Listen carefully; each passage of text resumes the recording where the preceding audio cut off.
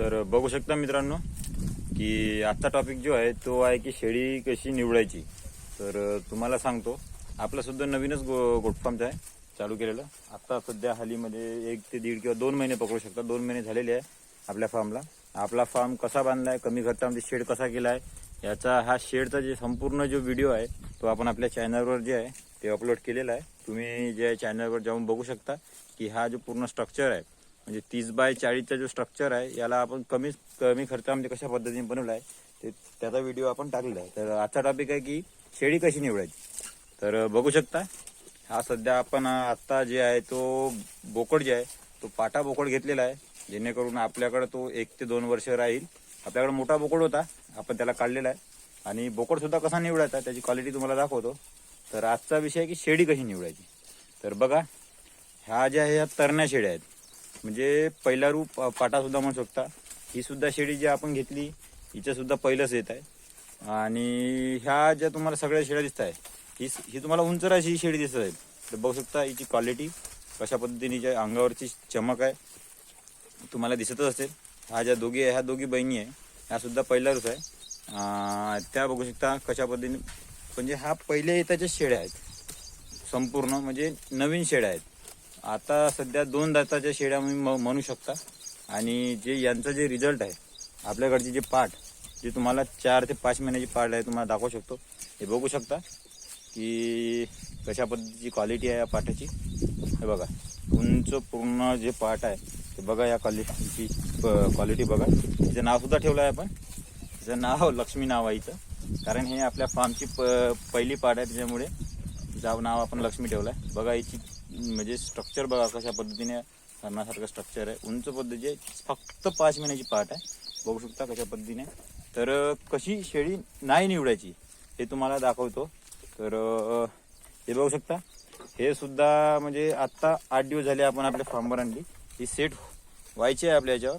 तर हळूहळू होत आहे हे सेट। हे सुद्धा मुक्त संचार म्हणले, हा पूर्ण ज्या दिसून राहिल्या तुम्हाला हा पूर्ण मुक्त संचार म्हणल्या शेळ्या आहे, ज्या आपण बंदिस्तामध्ये आणलेल्या आहेत। हे सुरुवातीची शेळी आहे, या शेळीची जी आहे तिथे पाठ आहे बघू शकता। आणि जे तुम्हाला म्हणलं की कशा पद्धतीने शेळी नाही निवडायची, तर हे बघा, ही शेळी ही थोडी म्हातारी शेळी आहे। हिचे जे आहे ते 4 येतं झालेले आहे।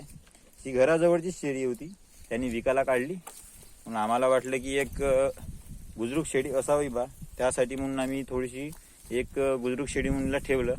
पण हे बघू शकता की हे रोज सकाळी चरायला जायची, सायंकाळी वापस यायची।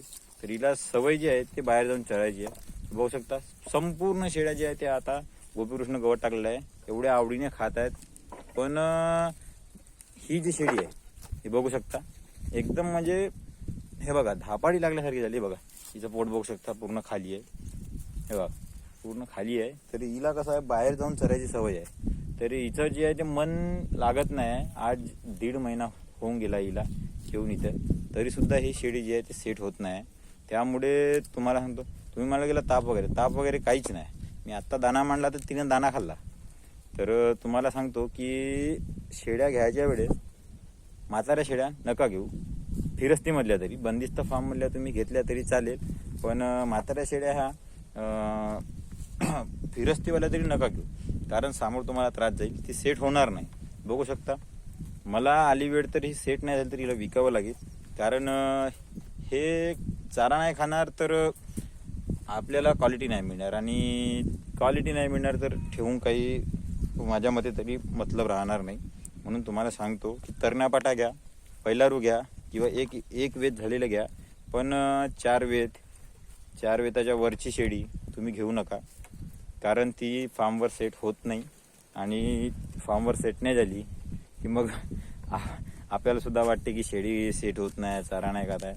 त्यामुळे फालतू जे तुम्ही टेन्शन घ्या नको, कारण तुमची नवीन सुरुवात असते, तुम्हाला अनुभव नसते, त्यामुळे नवीन शेळी घ्या नको। हा एक मी नवीन गोट फार्म चालू करणारा तरुण युवक तुम्हाला माझ्याकडनं सांगत आहो। मला जे प्रॉब्लेम जात आहे मी तुम्हाला शेअर करीन। तर हीच माहिती तुम्हाला द्यायची होती। तर भेटू पुढच्या व्हिडिओमध्ये अशाच नवीन माहितीसोबत। तर ठीक आहे, मग चला।